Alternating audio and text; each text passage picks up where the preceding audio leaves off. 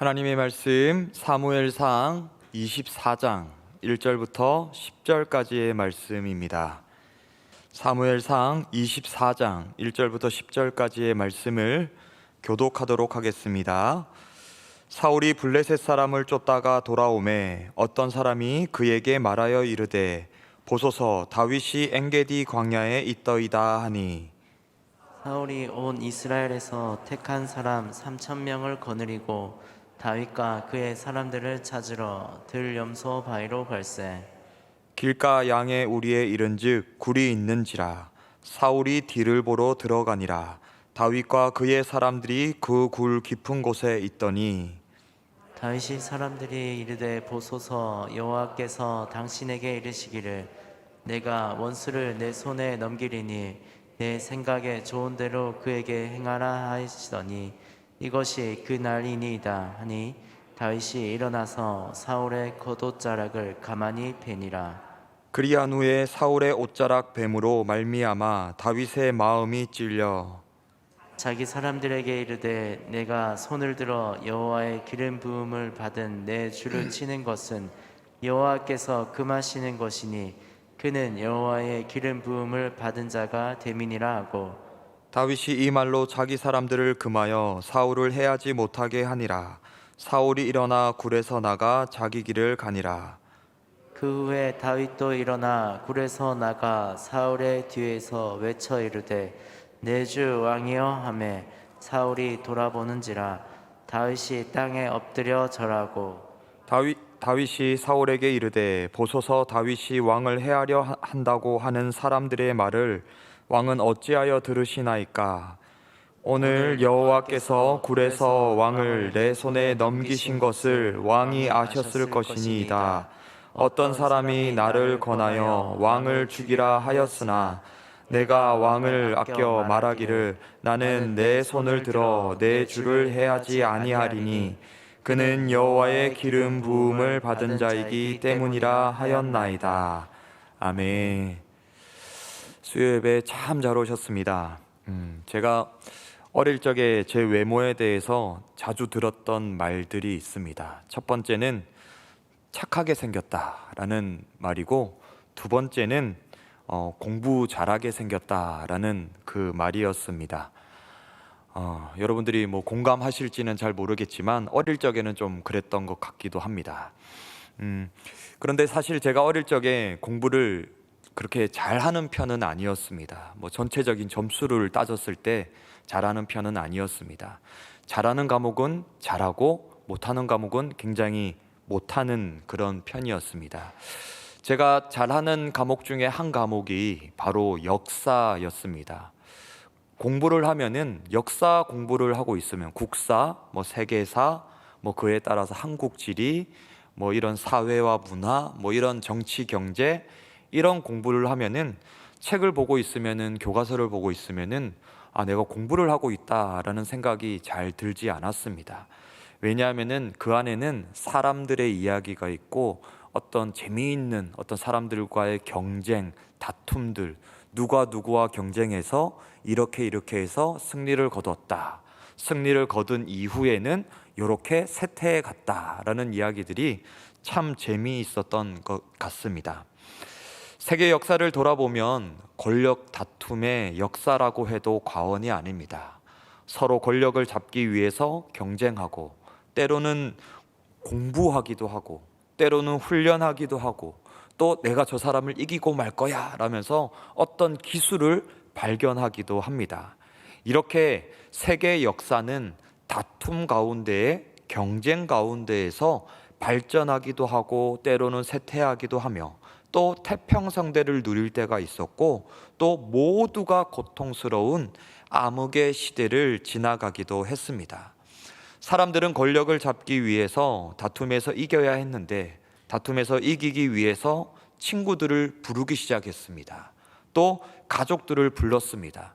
그러다가 또 상대편이 더 많은 가족을 부르고 또 더 많은 친구들을 불러 모으니 이제 그 상대를 이기기 위해서 부족 국가를 만들기 시작했습니다. 또 부족 국가들이 모이기 시작하고 또 당을 이루기도 했습니다. 그러다가 시간이 지나니 이제 국가라는 이름이 생겨나기 시작한 것입니다. 국가와 국가 간에 또 다투기 시작하고 세계 질서 가운데에서 국가가 힘을 가지기 위해서 또 자기 국가의 목소리를 내기 위해서 겨루고 경쟁했습니다. 지금 현재도 권력을 잡기 위해서 세계의 열강들이 다투고 있습니다. 또 우리의 일상생활에서도 이런 권력 다툼을 보고 느낄 수가 있습니다. 서로 높은 자리에 오르기 위해서 경쟁하고 또 높은 자리에서 자기의 이익을 위해서 다투는 모습들을 우리들은 볼 수가 있습니다.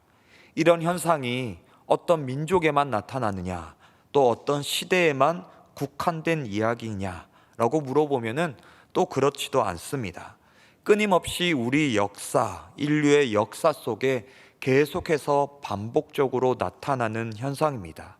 모든 시대, 모든 사람들이 더 많이 가지려고 노력합니다. 더 많이 누리기 위해서 경쟁하고 다툼합니다. 가질 수 있는 자원은 한정되어 있고 가질 수 있는 땅도 한정되어 있는데 더 많은 자원을 가지기 위해 더 넓은 영토를 가지기 위해서 서로 경쟁하고 투쟁하는 일들이 계속해서 반복적으로 일어나고 있습니다. 이렇게 사람들이 시대를 떠나서 민족을 떠나서 투쟁하고 경쟁하는 이유는 바로 죄의 결과입니다. 우리 모두가 죄인이기 때문에 다투고 경쟁하고 시기하고 자기 안에 있는 그 채울 수 없는 탐욕, 욕심을 채우기 위해 더 많이 가져야 하고 더 많이 누려야 한다라는 생각에 지배받다 보니 경쟁하고 다투게 되는 것입니다. 그렇다면 권력이 무엇이기에 사람들은 이렇게 권력을 잡으려고 애를 쓰는 것일까? 사람들이 이렇게 권력을 잡으려 애를 쓰는 이유는 권력을 잡는 그 높은 자리가 자신에게 부와 명예를 가져다 줄 수 있다라고 생각을 합니다. 더 많은 결정권, 더 많은 선택권을 가진 사람이 자기에게 유리한 선택을 내릴 수 있고 자기에게 유리한 결정을 내릴 수 있다. 그래서 나는 높은 자리에 올라가야 한다. 나는 권력을 잡고 나의 부와 명예를 누려야 한다라고 생각을 하기에 모든 사람이 높은 자리에 올라가려고 하는 것입니다. 그래서 부와 명예를 누리기 위해선 권력을 누릴 수 있는 자리로 올라가야 합니다. 사람들이 무시하는 직업을 가지고 사람들이 꺼려하는 자리에서 부와 명예를 가질 수는 없습니다. 그러기 위해선 더 높은 자리에 가려고 노력해야 합니다. 때로는 부모님의 도움을 이용하기도 합니다. 때로는 친한 사람들의 도움을 이용하기도 합니다. 때로는 보이지 않는 곳에서 정치적인 어떤 힘으로 상대를 제압하려 할 때도 있습니다. 더 높은 자리에 올라가기 위해선 잘못된 방법도 서슴지 않고 동원할 수 있습니다. 높은 자리에 올라갔다고 이게 끝은 아닙니다. 높은 자리에 올라간 사람은 그 자리를 오랫동안 유지하기 위해서 자기보다 밑에 낮은 자리에 있는 사람들을 억압하고 억누르고 제한하는 그런 노력들을 끊임없이 이어갑니다. 하지만 하나님 나라는 그렇지 않습니다. 하나님 나라에서 높은 자리는 소명을 위해서만 존재합니다. 높은 자리와 낮은 자리가 존재하지 않습니다. 모든 그 자리가 기능적인 역할들만을 가지고 있을 뿐입니다. 때로는 우리 교회 안에서 목사님이 제일 높은 사람이야, 아니면 장로님이 제일 높은 사람이야, 그 다음으로는 권사님이야, 장립집사님이야. 우리들이 이렇게 사회에서 보고 배운 대로 우리들이 어떤 자리들을 이렇게 위계 질서처럼 생각할 수 있지만 하나님이 우리에게 주신 자리들은 그 기능과 역할들만을 가지고 있을 뿐입니다. 하나님 나라에서 자리는 명예도 아니요 자기 욕심을 채우기 위한 것도 아닙니다.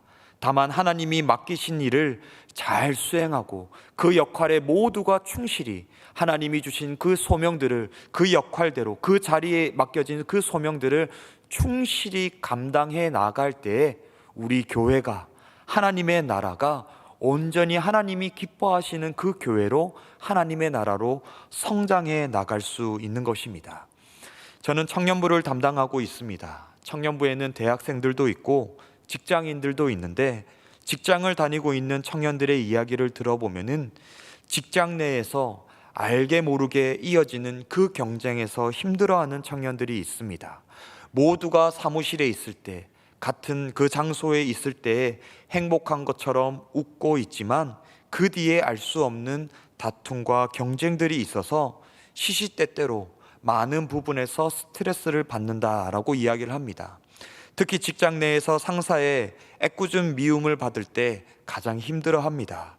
나를 시기하고 미워하는 상사가 있다면 어떨까? 한번 생각해 보면은 이렇습니다. 내가 실수해서, 내가 잘못해서 내가 받는 불이익과 불편이 있다면은 그 불이익과 불편, 내 실수 때문이고 내 잘못 때문이고 내 부족함 때문이니 당연히 참고 인내하고 다음번에는 나의 부족한 점들을 계속 보완하려고 노력해야 할 것 같습니다. 그런데 애꿎은 미움을 받는다면, 그런 미움을 받는 상황에서도 내 상사의 건의를 존중하고 내가 맡은 일에 묵묵히 충성할 수 있을까? 이렇게 생각을 해보면 아마 힘들 것 같습니다. 내가 받는 불이익이 합당하지 않다라는 생각이 든다면 참을 수가 없을 것 같습니다. 그런데 다윗은 달랐습니다. 오늘 본문의 다윗은 많이 다른 결정, 우리가 가지고 있는 생각과 그 본성과는 다른 결정을 내리고 있습니다. 사울 왕은, 이스라엘의 첫 번째 왕이었던 사울 왕은 전쟁을 잘하는 다윗을 군대 장관으로 세웠습니다. 군대 장관이 된 다윗은 자신에게 맡겨진 소임을 충실히 했고 나가는 전쟁에서 항상 승리를 가져왔습니다. 항상 다윗은 전쟁에서 승리하기 위해 노력했습니다. 자신의 이름을 높이기 위해서 그렇게 끊임없이 노력한 것이 아니라 자신에게 맡겨진 역할, 그 역할에 충실하기 위해 항상 노력하고 연구하고 기도했다라는 것입니다. 이렇게 다윗이 자신의 맡은 일에 충성을 다하자 백성과 신하들이 다윗을 좋아하기 시작했고 또 신임하기 시작했습니다. 이곳저곳에서 다윗에 대한 칭찬들이 들려왔습니다. 다윗에 대한 이야기들로 가득해졌습니다. 모두가 다윗 때문에 행복해하고 만족하고 즐거워했습니다. 하지만 사울은 이런 분위기에 시기심을 가졌습니다. 시기하기 시작하면은 모든 것이 불편해집니다. 아마 우리 모두는 누군가를 시기한 적, 질투한 적들이 모두가 한 번쯤은 있을 것 같습니다. 시기하고 질투하기 시작하면은 그 사람, 나의 시기의 대상이 되는 사람, 나의 질투의 대상이 되는 사람의 모든 것들이 다 싫습니다. 잘하는 일들조차도 왠지 안 이꼬아 보이고 다 흉보고 싶고 왠지 깎아내리고 싶은 그런 마음이 들기 시작합니다. 사울이 바로 이런 시기심에 말려들기 시작했습니다. 시기심이라는 이 감정이 사울을 지배했습니다. 하나님의 말씀이 사울을 지배하고 하나님의 말씀이 사울의 삶을 인도하고 하나님의 말씀이 사울의 기준이 되어야 했는데 시기심이 사울에게 찾아오고 시기심이 사울을 지배하기 시작하자 하나님의 말씀은 저 밑으로 알 수 없는 곳으로 내려가 버리고 이 시기심으로 모든 상황들을 판단하고 이 시기심이라는 안경으로 모든 사람을 바라보기 시작했습니다. 사울은 시기심이라는 안경을 끼고 다윗을 바라보니 다윗이 지금 자신의 왕자를 위협한다라는 착각에 빠져들기 시작했습니다. 저렇게 전쟁에서 열심히 하는 것, 자기가 높아져서 내 자리에 올라오기 위해서 저렇게 열심히 하는 거야. 왜 다윗이 저렇게 항상 노력하고 기도하지? 기도할 때 분명히 내 자리에 앉게 해달라고, 이스라엘의 왕이 되게 해달라고 하나님께 기도하고 있을 거야. 다윗의 모든 일거수일투족들이 시기심으로 안이 꽂게 바라보기 시작했다라는 것입니다. 시기심은 무서운 것이어서 시기심에 빠지면 모든 것이 자기 중심적으로 보이고 들리는 사실들을 왜곡해서 이해하게 됩니다. 그런데 더 무서운 것은 자기 자신은 이 사실을 깨닫지 못한다라는 것입니다. 시기심에 빠져들고 질투심에 빠져들어서 지금 질투의 화신이 되어 있는 자기 자신은 내가 지금 시기하고 있구나, 내가 지금 질투해서 저 사람을 저렇게 다른 안 좋은 시각으로만 바라보고 있구나, 분명히 저 사람에게 좋은 것이 있고 선한 것이 있고 자기 자리에서 최선을 다하고 있는 것인데 내가 지금 질투해서 지금 저 사람을 미워하고 있구나, 스스로 절대로 깨닫지 못한다라는 것입니다. 스스로 계속해서 자기 합리화의 함정에 깊숙이 빠져들게 된다라는 것입니다. 사울이 지금 이런 상황이 되었습니다. 군대 장관이었던 다윗은 질투심과 시기심에 휩싸인 사울에게 쫓기는 신세가 되었습니다. 이런 상황이 되면은 다윗은 억울함에 또 살고자 하는 위기감에 겨우겨우 자기 자신만 챙길 것 같습니다. 그런데 다윗은 이렇게 사울에게 쫓기는 상황 가운데, 자기의 목숨이 위태로운 상황 가운데에서도 자기 자신이 해야 될 일, 하나님이 자기에게 맡기신 일, 하나님이 자기에게 뜻하신 일, 하나님이 나에게 무엇을 원하시는가, 내가 무엇을 해야 하는가, 그것을 생각했습니다. 이런 상황들 가운데에서도 백성을 지키고 어려운 상황 가운데 빠져 있는 백성들을 돕기 위해 다윗은 노력했습니다. 엔게디 광야에 다윗이 있을 때 사울이 3,000명의 군대를 이끌고 다윗을 잡으러 옵니다. 엔게디 광야에 숨어있는 다윗을 반드시 찾아내서 내가 이 다윗의 목숨줄을 끊어놓고야 말겠다, 나에게 찾아오는 이 불안감, 나에게 찾아오는 이 공포들을 단숨에 없애버리고 내가 두 발 뻗고 자겠다라고 사울이 결심을 하고 다윗을 잡으러 옵니다. 본문 1절과 2절 말씀입니다. 사울이 블레셋 사람을 쫓다가 돌아오매 어떤 사람이 그에게 말하여 이르되 보소서 다윗이 엔게디 광야에 있더이다 하니 사울이 온 이스라엘에서 택한 사람 3,000명을 거느리고 다윗과 그의 사람들을 찾으러 들염소 바위로 갈새. 사울이 다윗을 잡기 위해서 3,000명을 거느리고 다윗이 숨어 있다라는 그 정보가 있는 엔게디 광야로 왔습니다. 심지어 사울이 데리고 온 3,000명, 이 3,000명들은 정예 병사들이었습니다. 2절 말씀에 보면은 이 3,000명을 온 이스라엘에서 택한 사람이라고 설명합니다. 그러니까 그냥 3,000명만 야 빨리 갈 수 있는 사람 3,000명 나와 이렇게 한 것이 아닙니다.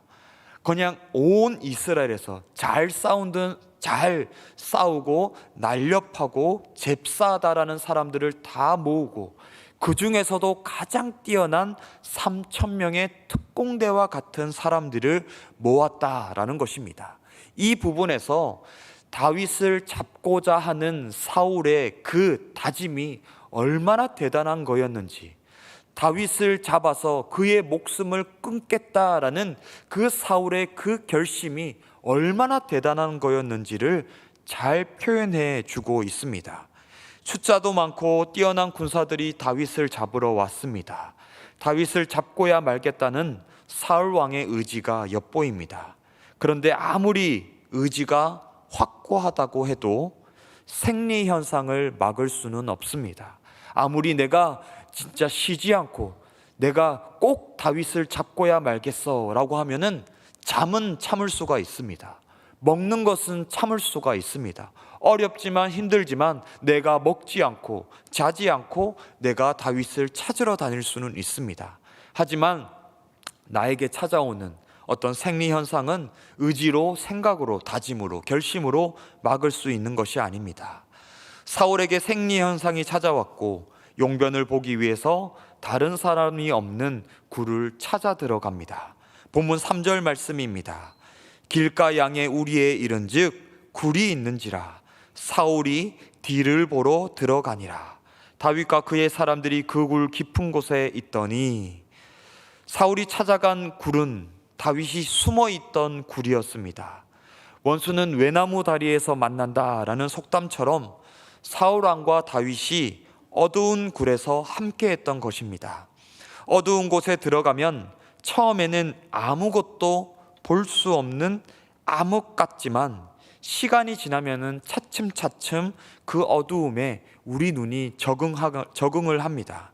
그런데 주변 사물이 어느 정도 가늠할 수 있을 정도로 이제 시간에 따라서 보이게 됩니다. 다윗은 이미 어두운 굴에 숨어 있는 지 오래되었고 사울 왕은 이제 막 어두운 굴로 들어왔습니다. 사울 왕에게는 다윗이 보일 리 없었고 다윗은 사울 왕이 이 굴로 걸어 들어오고 있음을 정확하게 볼 수 있었습니다. 어두운 굴로 들어오는 사울 왕을 다윗이 보았을 때 아마 가슴이 철렁 내려앉았을 것입니다. 이제 끝났구나. 이제 모든 것이 발각되었구나. 내가 잡혔구나. 이렇게 생각이 들었을 것입니다.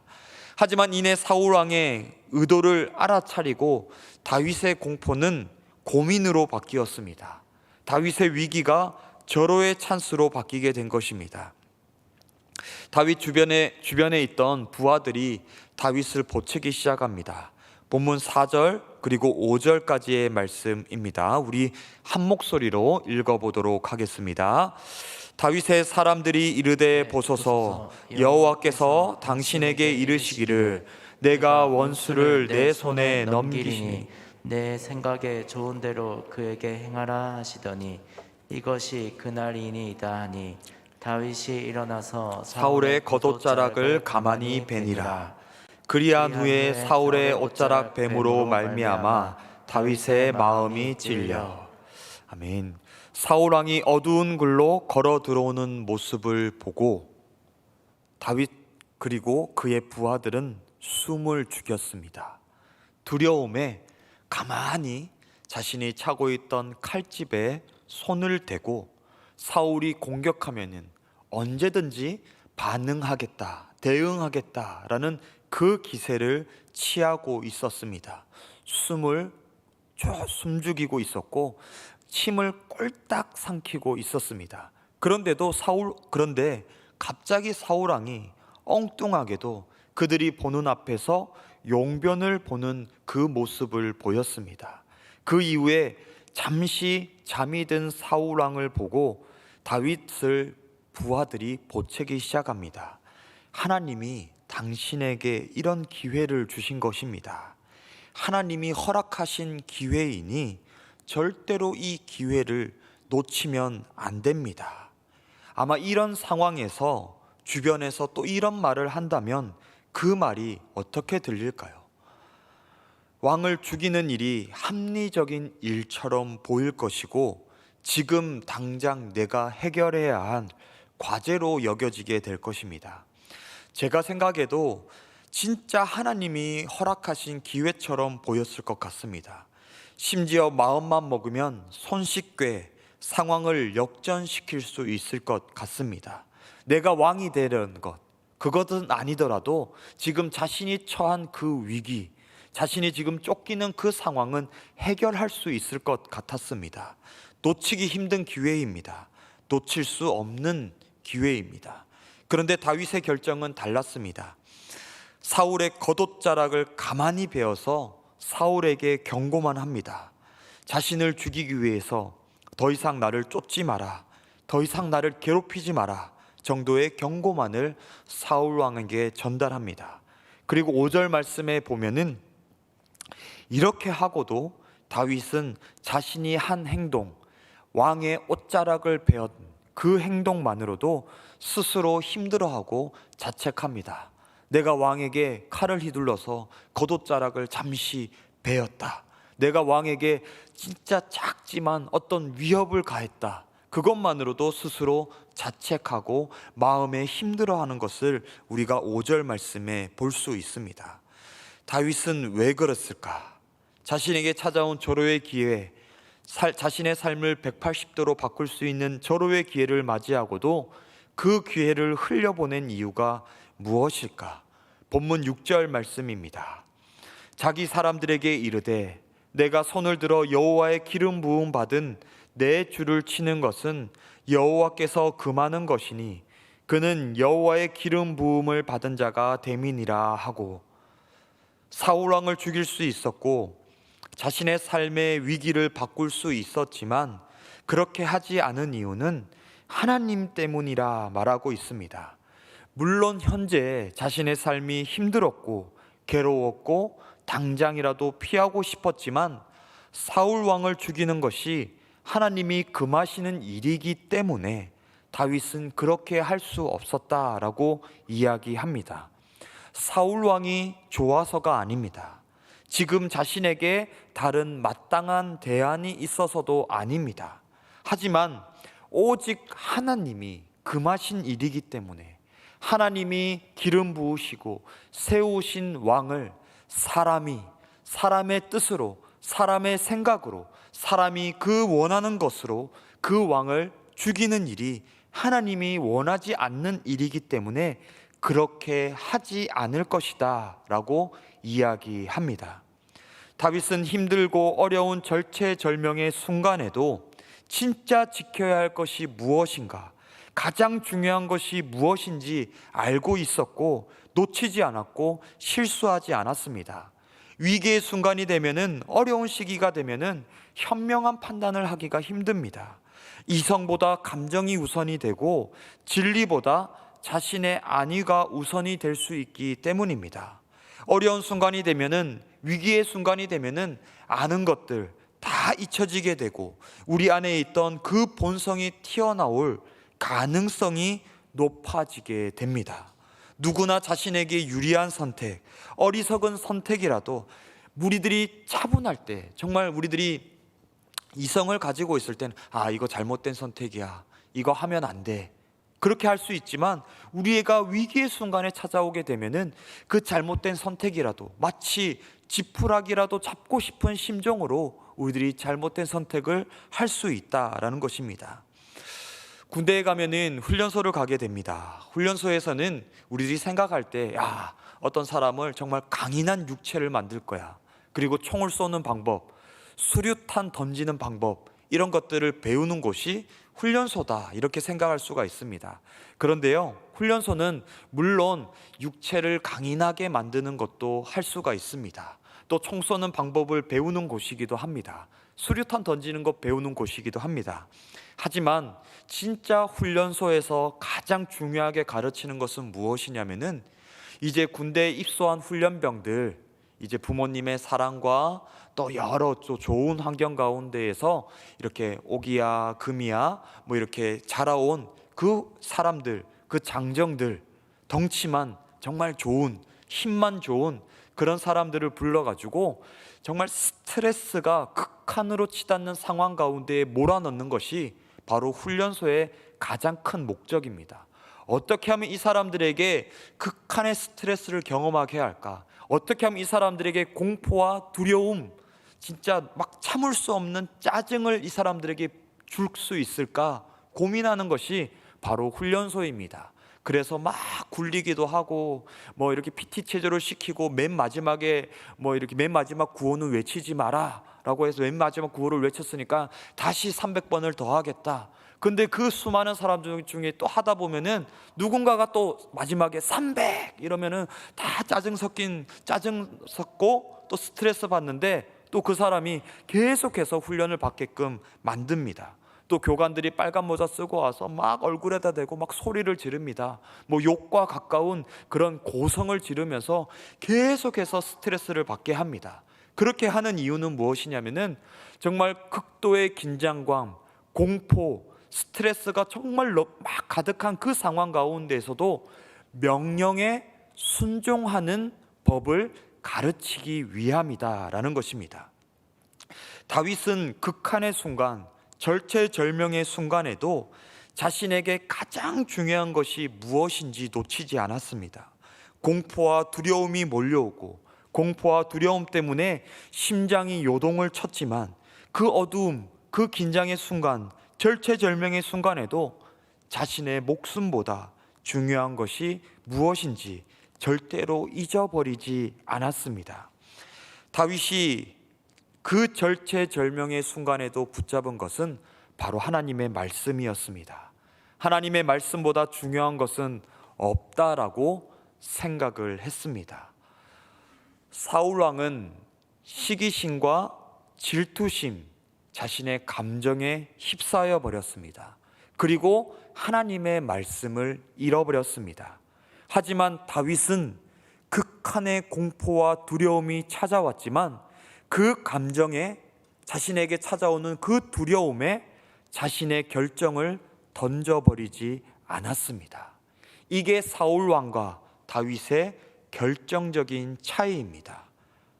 시기심, 질투심, 공포, 두려움, 불안, 조바심, 이런 감정들이 우리 모두에게 시도 때도 없이 찾아옵니다. 나이가 많으냐, 나이가 적으냐, 남자이냐, 여자이냐 중요하지가 않습니다. 우리 모두에게 공포, 두려움, 시기심, 질투심들이 우리 모두에게 다 찾아올 수 있습니다. 신앙이 좋으냐, 훈련을 많이 받았느냐, 기도를 얼마나 많이 하느냐, 이거에 따라서 다르지가 않습니다. 기도를 많이 하는 사람도 질투심에 쌓일 수가 있습니다. 또 훈련을 많이 받은 사람도 공포를 느낄 수가 있습니다. 이런 감정들을 완전히 없앨 수 있는 방법은 없습니다.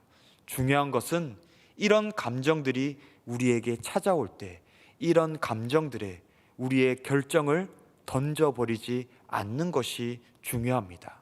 공포가 우리에게 찾아올 때, 질투심이 우리에게 찾아올 때, 시기심이 우리에게 찾아올 때, 모든 것들을 다 포기해버리고 싶은 그런 감정들이 나에게 막 나를 짓누를 때, 그때에도 하나님의 말씀을 붙들고 하나님이 나에게 가장 기뻐하시는, 하나님이 나에게 원하시는 선택을 나는 할 것이다 라는 이러한 믿음이 우리에게 필요하다라는 것입니다. 언제나 하나님의 뜻에 순종하는 여러분들 되시기를 바라고 축원합니다. 우리 시간 통성으로 하나님께 기도하며 나아가도록 하겠습니다. 이 시간 기도하실 때에는 언제나 우리의 삶을 통해서 오직 하나님의 뜻만 드러내는 우리의 삶이 되게 해달라고, 하나님께 영광을 돌리는 우리의 삶이 되게 해달라고 이 시간 우리 통성으로 함께 기도하며 나아가도록 하겠습니다. 주여 한번 부르시고 우리 함께 기도하겠습니다. 주여, 하나님 아버지, 우리의 삶을 통하여서 온전히 하나님의 뜻만 드러내는 우리의 삶이 되기를 간절히 소망합니다. 주여, 정말 아버지, 우리들에게 때로는 질투심이 찾아올 때가 있습니다. 때로는 시기심이 찾아올 때가 있습니다. 때로는 두려움과 불안이 우리에게 찾아올 때가 있습니다. 하지만 그 우리들이 많은 감정들이 우리를 짓누를 때, 두려움이 우리를 막다른 골목으로 몰아세울 때, 우리들을 그때에도 온전히 하나님의 뜻만 붙들고 하나님의 말씀을 붙들며 살아가는 우리들 될 수 있도록 주여 은혜들을 더하여 주시옵소서. 언제나 모든 순간들마다 하나님이 기뻐하시는 선택할 수 있는 우리들 될 수 있도록 도와주시옵소서. 우리가 연약하고 부족함을 인정하고 고백함으로 하나님의 그 도우심, 성령님의 그 도우심을 구하며 온전히 우리의 삶으로 하나님께 영광 돌리는 우리의 삶이 될 수 있도록 주여 은혜들을 더하여 주시옵소서. 주여, 정말 아버지, 온전히 하나님께 영광 돌리는 우리 모든 성도들의 삶 될 수 있도록 주여 도와주시옵소서. 하나님 다윗처럼 온전히 하나님을 기쁘시게 하여 할 수 있는 우리가 될 수 있도록 아버지 도와주시옵소서. 주여 은혜들을 도와주시옵소서. 우리 또 기도하며 나아갈 때 이 시간 환우들을 위해서 기도하겠습니다. 환우들의 치료의 영을 비추어 주시고 주님의 그 손으로 아픈 부위를 만져주시고 깨끗이 회복되는 역사가 일어나게 해달라고 기도해 주시기 바랍니다. 우리 또 기도하실 때 교회 학교 수련회를 위해서 기도하겠습니다. 이번 주 금토에 있는 청년부 수련회를 위해서 기도해 주시기를 바랍니다.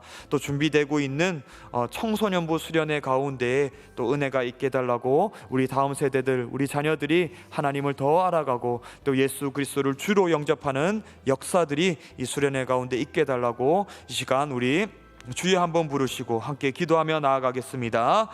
주여, 하나님 아버지, 우리 환우들을 위해서 기도합니다. 우리 환우들 주님께서 기억하여 주시고 하나님께서 만져주시고 치료하여 주시옵소서. 오랜 시간 질병으로 함께 기도하고 있는 환우들이 있습니다. 하나님, 때로는 지치고 어렵고 정말 아버지 힘든 마음들이 찾아올 때가 있습니다. 하나님께서 그 마음 가운데 평안함을 더하여 주시고 임마누엘, 우리와 함께 하시는 하나님, 깨닫고 고백하고 감사하는 마음이 충만하게 채워질 수 있도록 주여 도와주시옵소서. 아픈 부위를 주님께서 만져주시고 하나님 수술 부위를 주님의 손으로 치료하여 주시옵소서. 하나님 모든 아버지 치료의 과정들이 깨끗하게 순적하게 이루어질 수 있도록 주여 도와주시고 하나님 후유증 없이 회복되는 놀라운 역사들이 일어날 수 있도록 주여 도와주시옵소서. 하나님 모든 결과들이 하나님 모든 결과들이 잘 나타날 수 있도록 도와주시고 회복의 역사들이 배가 되어 나타날 수 있도록 주여 도와주시옵소서. 하나님 우리 교회학교 수련회를 위해서 기도하겠습니다. 하나님 우리 교회학교 수련회 가운데 주여 은혜들을 더하여 주시옵소서. 하나님 청년부 수련회 가운데 은혜를 더하여 주시고 성령의 인도하심을 주여 부어주시기를 간절히 소망합니다. 하나님 우리 준비되고 있는 청소년부 수련회 모든 준비 단계들마다 순서들마다 주여 함께하여 주시고 능력을 더하여 주시고 모든 준비들이 잘 진행될 수 있도록 주여 도와주시옵소서. 안전사고 일어나지 않도록 주여 도와주시고 하나님 우리 다음 세대들 우리 자녀들이 하나님을 만나고 깊이 경험하는 귀한 시간 될 수 있도록 주여 도와주시옵소서. 예수 그리스도를 주로 고백하는 역사들이 아버지 일어나게 하여 주시옵소서. 하나님 도와주시옵소서. 주여 도와주시옵소서. 예수님의 이름으로 기도드립니다. 우리 찬송가 445장 우리 함께 찬양하겠습니다.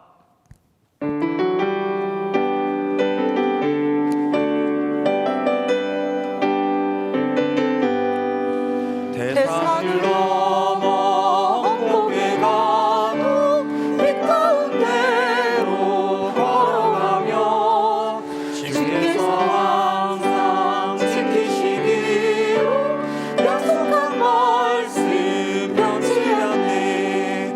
하늘의 영광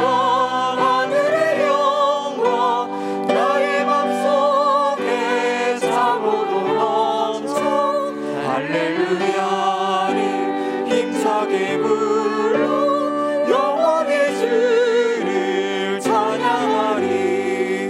캄캄한 밤에 다닐지라도 주께서 나의 길 되시고 광명한 빛이 되시니 길 잃어버릴 염려 없네. 하늘의 영광 나의 맘속에 참으로 넘쳐 할렐루야를 힘차게 불러 영원히 주를 찬양하리. 광명한 그림 마음에 봐도 찬란한 천국 바라보고 할렐루야를 힘차게 불러 날마다 빛에 걸어가리. 하늘의 영광 나의 맘속에 참으로 넘쳐 할렐루야를 힘차게 불러 영원히 주를 찬양하리. 우리 주기도문으로 수요 기도회를 마치도록 하겠습니다. 하늘에 계신 우리 아버지의 이름을 거룩하게 하시며 아버지의 나라가 오게 하시며 아버지의 뜻이 하늘에서와 같이 땅에서도 이루어지게 하소서. 오늘 우리에게 일용할 양식을 주시고 우리가 우리에게 잘못한 사람을 용서하여 준 것 같이 우리 죄를 용서하여 주시고 우리를 시험에 빠지지 않게 하시고 악에서 구하소서. 나라와 권능과 영광이 영원히 아버지의 것입니다. 아멘.